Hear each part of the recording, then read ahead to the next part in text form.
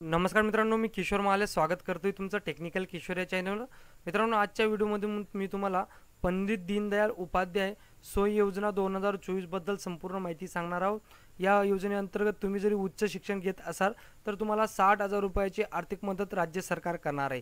यासाठी तुम्हाला काय पात्रता लागणार आहे, काय डॉक्युमेंट लागणार आहे आणि अर्ज कुठे नेमका करायचा आहे याची A to Z माहिती मी तुम्हाला या व्हिडिओमधून सांगणार आहे। तोवर जरी चॅनलवर नवीन असाल तर चॅनल सबस्क्राइब करून घ्या मित्रांनो। मी असेच माहितीचे व्हिडिओ आपल्या चॅनलवर आणत असतो। मित्रांनो, जसं तुम्हाला माहिती आहे की महाराष्ट्र शासन राज्यातील विद्यार्थ्यांसाठी अनेक अशा महत्त्वाकांक्षी योजना सुरू करत असतं, जे की स्कॉलरशिपच्या माध्यमातून असो, विज्ञान प्रदर्शनच्या माध्यमातून असो व अनेक सुव्यवस्था राज्य सरकार विद्यार्थी पुढे जावं त्यासाठी करत असतं। त्याचपैकी राज्य सरकारने आता जे मुलं उच्च शिक्षणासाठी शिक्षण घेत असतात परंतु त्यांची आर्थिक परिस्थिती ही हालाकीची असल्याने त्यांना उच्च शिक्षण घेण्यासाठी खूप प्रॉब्लेम्स किंवा अडथळे येत असतात। त्यासाठी राज्य सरकार अशा मुलांसाठी 60,000 रुपयाची आर्थिक मदत त्यांना करणार आहे उच्च शिक्षण घेण्यासाठी।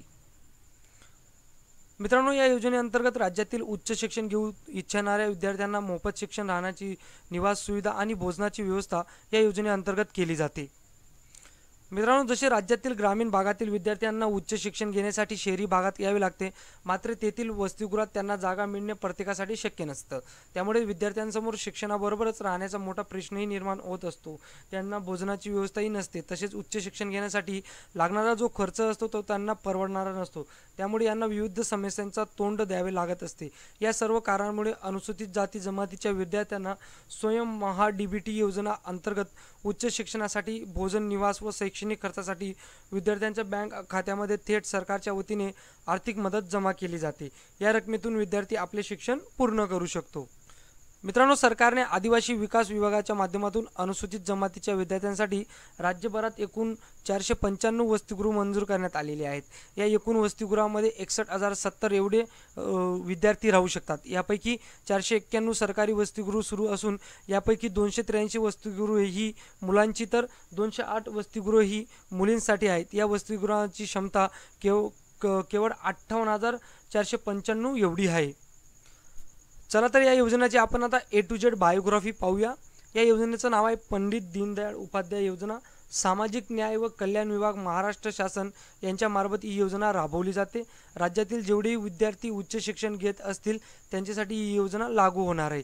त्यानंतर याच्यामार्फत काय मिळणार तर 60,000 रुपयेपर्यंत आर्थिक मदत राज्यातील विद्यार्थ्यांना मिळणार आहे।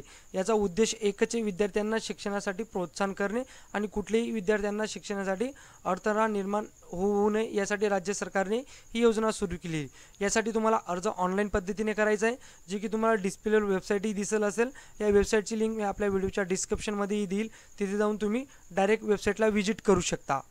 पंडित दीनदयाळ योजनेअंतर्गत तुम्हाला कशा पद्धतीने लाभ मिळणार आहे तर पंडित दीनदयाळ उपाध्याय योजनेचे 3 वर्गीकरण करण्यात आले। ते म्हणजे शहरामधील शैक्षणिक संस्थांमध्ये प्रवेश मिळालेला, तसेच शासकीय वसतिगृहात प्रवेश न मिळालेला आणि अनुसूचित जमातीच्या विद्यार्थ्यांना 12वी नंतरचे शिक्षण घेण्याच्या वार्षिक खर्चासाठी खालीलप्रमाणे निश्चित केलेला वर्गीकरण आहे।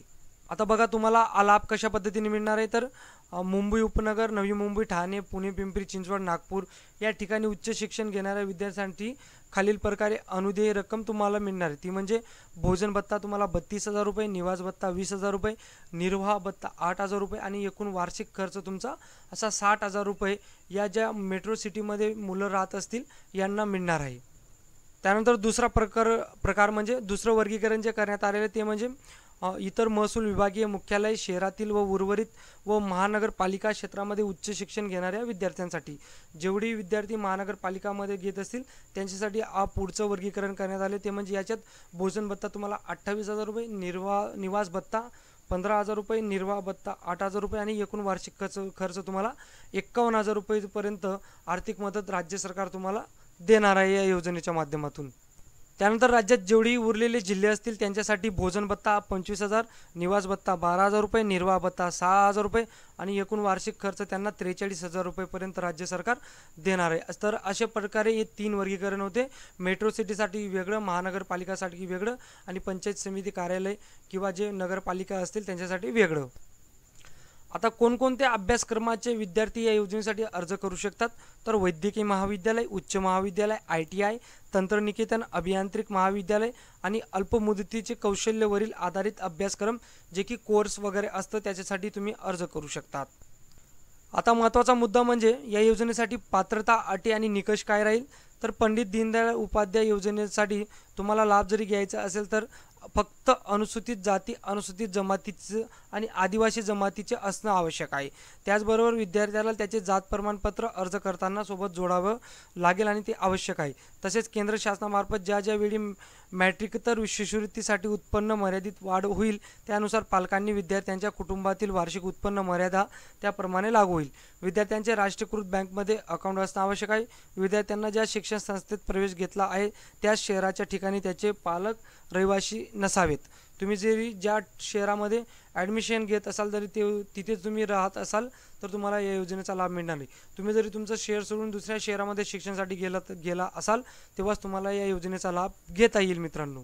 आता या योजनेसाठी तुम्हाला कोणकोणते डॉक्युमेंट्स लागणार आहेत? तर आधार कार्ड, रेशन कार्ड, जातीचे प्रमाणपत्र, जन्म प्रमाणपत्र, उत्पन्नाचे प्रमाणपत्र, mobile number, email ID, passport आकाराचा फोटो, अपंग असल्याचे त्याचे प्रमाणपत्र, बँक खाते पासबुक, डोमासाईल सर्टिफिकेट, बोनाफाईड आणि 10वी आणि 12वीचं मार्कशीट एवढे डॉक्युमेंट्स तुम्हाला या योजनेसाठी अर्ज करायला लागणार आहेत. आता तुम्हाला नेमका अर्ज कुठं करायचा आहे? तर मी जी वेबसाईट तुम्हाला व्हिडिओच्या डिस्क्रिप्शनमध्ये किंवा डिस्प्लेवर मागच्या वेळेस दाखवली त्या वेबसाईटवर तुम्हाला जायचं आहे. तिथं रजिस्ट्रेशन तुम्हाला करायचं आहे. तुमचा ID, पासवर्ड आणि युजर नेम तुम्हाला क्रिएट करायचं आहे. नंतर पुन्हाच त्या वेबसाईटवर जाऊन तुम्हाला तुमचा ID, पासवर्ड टाकून लॉग इन करायचं आहे. लॉग इन केल्यानंतर तुमच्यासमोर पंडित दीनदयाळ उपाध्याय योजनेचा फॉर्म दिसेल. तो फॉर्म व्यवस्थितरित्या तुम्ही भरायचा आहे. जे डॉक्युमेंट मी सांगितलं ते डॉक्युमेंट तुम्हाला अपलोड करायचं आहे. त्यानंतर तुम्हाला सेव्ह या बटनावर क्लिक करायचे. तुम्ही त्या पहिले तुमचा आधार कार्ड नंबर, जन्मतारीख आणि मोबाईल नंबर व्यवस्थित व्हेरीफाय करून घ्या. त्यानंतर ही अर्ज प्रक्रिया पूर्ण झाल्यानंतर तुम्हाला तुमचं स्टेटस हे तुम्ही 2-4 दिवसाने 7-8 दिवसाने चेक करत राहा. त्यानंतर तुम्हाला तिथं स्टेटस अप्रूव्हल दिसेल. नंतर तुम्हाला तुमच्या बँक अकाउंटमध्ये ही इन्स्टॉलमेंट असेल ते वर्गित करण्यात येईल राज्य सरकारकडून. मित्रांनो, व्हिडिओ आवडला असेल तर व्हिडिओला नक्की लाईक करा. व्हिडिओ जास्तीत जास्त विद्यार्थ्यांपर्यंत शेअर करा आणि अशाच माहितीसाठी आपलं चॅनल सबस्क्राईब करायला विसरू नका. भेटूया पुढच्या व्हिडिओवर. तोवर जय हिंद, जय महाराष्ट्र.